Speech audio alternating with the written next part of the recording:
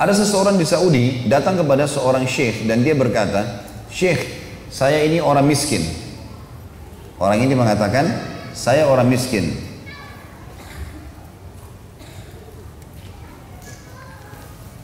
Kata syekhnya, kebetulan memang dia orang susah. "Kau orang kaya." Dia bilang lagi, "Syekh, saya orang miskin." Kata syekhnya, "Kau orang kaya." Dia ulangi 3 kali, "Syekh, saya orang miskin, mau minta bantuan nih." Kata syekhnya, "Kau orang kaya." Dia bilang, "Demi Allah syekh, saya orang miskin." Kenapa kok syekhnya malah bantah dia gitu? Kata syekhnya, "Demi Allah kau orang kaya." Kaget dia, kok bisa syekh lebih tahu keadaan saya? Ini kejadian di Saudi ya.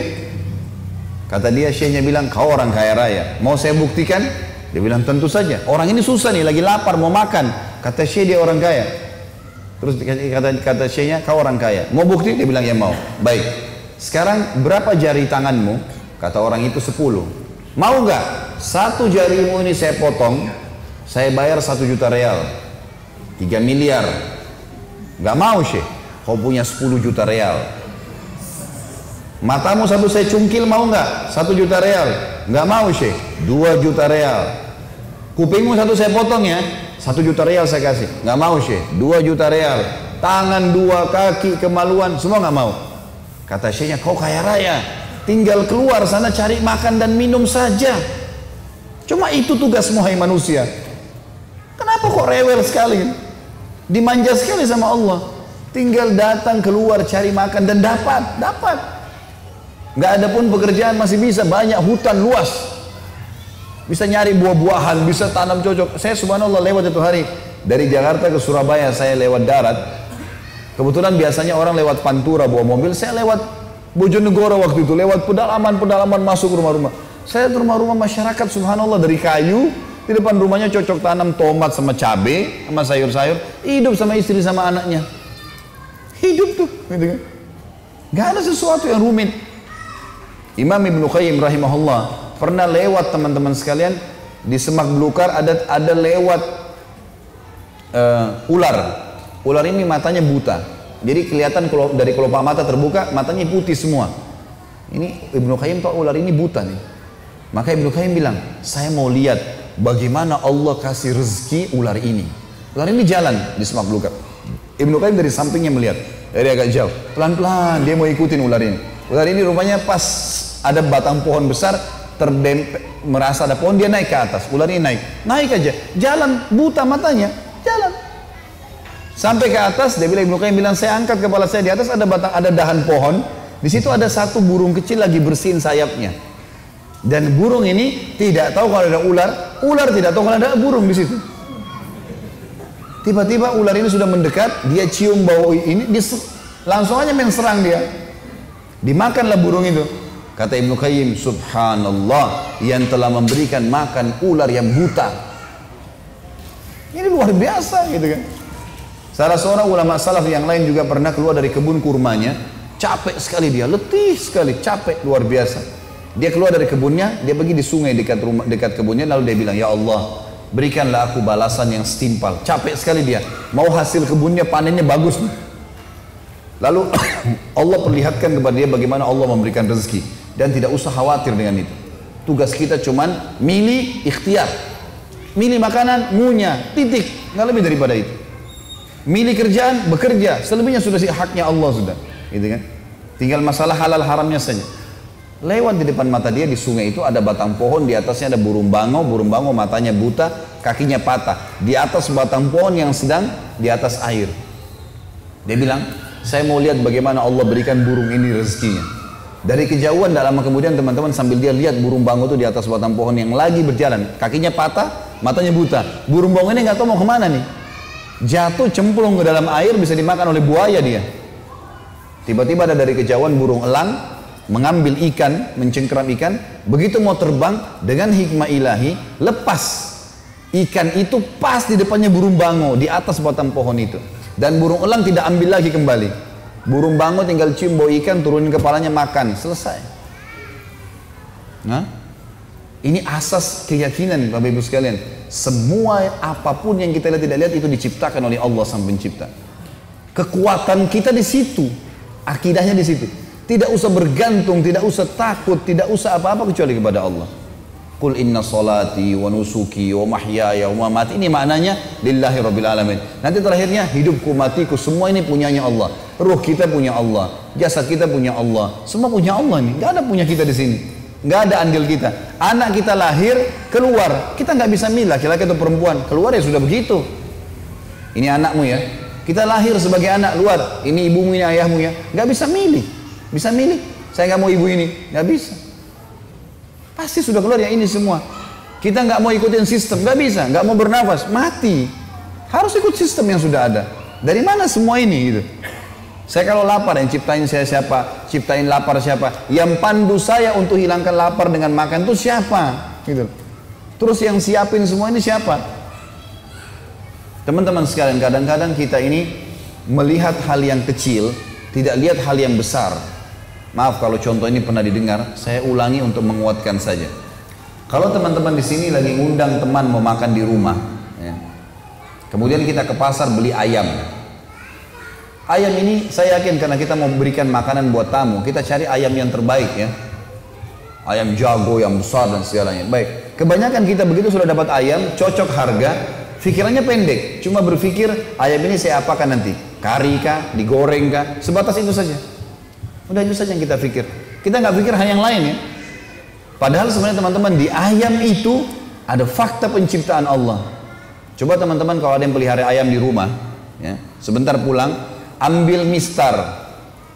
Ya, ini bahasa Indonesia kan mistar ya?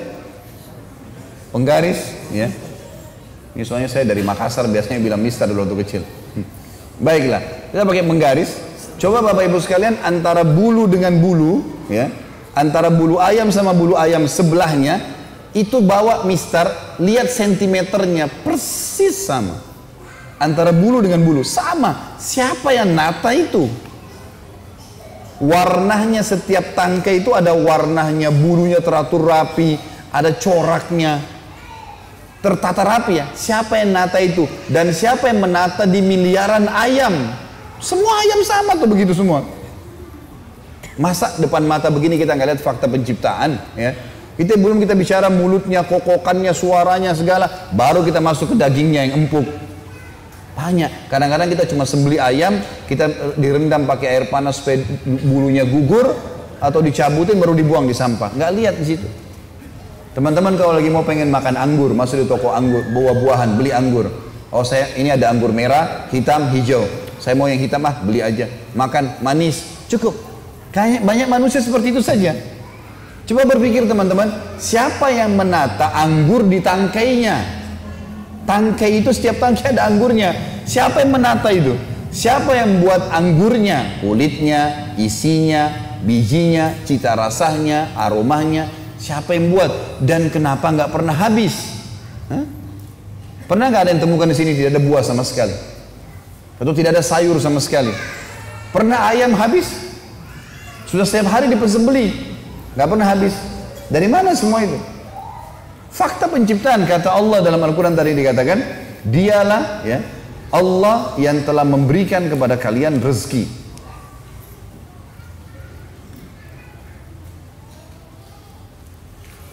Dialah yang telah menjadikan malam dan siang tadi. Kemudian dikatakan untuk beristirahat baik. Ayat setelahnya, dialah Tuhan kalian pencipta segala sesuatunya. Dzalikumullahu rabbukum khaliqu kulli syai' la ilaha illa huwa fa anna tufakun. Pencipta segala sesuatu, tidak ada Tuhan yang berhak disembah melainkan Dia, dan bagaimana kalian dapat berpaling? Lalu kata Allah di ayat setelahnya, kadzalika yufakul ladzina kanu biayatillahi yajhadun. Begitulah terpalingkannya orang-orang yang hanya tahu mengingkari ayat-ayat Allah. Lalu Allah bilang, Allahul ladzi ja'alakumul arda qarara. Dia yang telah menjadikan buat kalian bumi qarar. Qarar itu teman-teman bisa dipijaki, bisa dicocok tanami, bisa diambil hasilnya, bisa dibangun atasnya. Allah bilang, Allah lah yang telah menjadikan buat kalian bumi itu qarar. Ini bumi kita tahu rotasi dengan matahari ya, kan gitu ya. Ilmu yang kita pelajari, matahari di satu tempat kita yang berputar, sehingga kita punya 365 hari dalam satu tahun mengelilingi matahari. Baik, kenapa kita nggak tebontak banting nih? Kenapa Bapak Ibu nggak tebanting, nggak jatuh. Padahal bumi ini jalan ini, berputar. Itu makna qarar. Tetap kita bisa jalan, tidak goyang, tidak apa gitu. Aman sekali. Qarar, bisa dibangun atasnya bumi itu, bisa dicocok tanahnya, bisa diambil hasilnya. Lalu dikatakan was-samaa binaa, dan membangun buat kalian langit ini sebagai bina. Bina itu seperti atap masjid ini. Jadi kita kalau di luar sana kita anggap diri kita sedang di luar rumah, iya. Tapi sebenarnya kita di bawah bangunan namanya langit, kata Allah. Wasawwarakum fa ahsana suwarakum, dan melukis dan membentuk kalian dengan sebaik-baiknya. Membuat alis dua seperti ini, mata. Bayangkan teman-teman kalau manusia jalan tidak ada kulitnya, bagus nggak kelihatan? Otot-otot sama urat saraf saja. Allah pencipta kasih kulit, sedikit dikasih bulu mata, jadi bagus. Sebaik-baiknya kata Allah. Dan juga kata Allah di sini, warazakakum minat thayyibat, dan memberikan kepada kalian rezeki dari yang baik-baik. Allah yang kasih kita perasaan, oh ini manis enak, oh ini asin enak, gitu kan? Allah yang buat kita tidak suka kalau buah itu busuk. Dari mana teman-teman tiba-tiba merasa, ah nggak mau makan, ah sudah busuk, ah nggak mau makan, baunya nggak enak. Allah mengatakan, Allah yang memberikan rezeki kepada yang baik-baik, maksudnya selalu mau ingin makan yang baik-baik saja. Dzalikumullahu rabbukum, itulah Tuhan kalian Allah. Fatabarakallahu rabbul alamin, maha berkah Allah dan maha agung Allah, Tuhan alam semesta. Ayat yang terakhir di sini, ayat 65 adalah huwal hayyu la ilaha illa huwa fad'uhu mukhlishina lahuddin alhamdulillahi rabbil alamin. Dialah hidup yang kekal selamanya, tidak ada Tuhan yang berhak kalian sembah melainkan Dia, dan sembahlah Dia dengan mengaruniakan ibadah, dengan memurnikan ibadah kepadanya. Segala puji bagi Allah Tuhan alam semesta. Masih ada surah-surah yang lain, saya langkahi. Cukup banyak ayat-ayat Al-Quran di sini yang menceritakan kepada kita tentang Allah itu memang pencipta segala sesuatunya, dan selain daripada Allah adalah makhluk.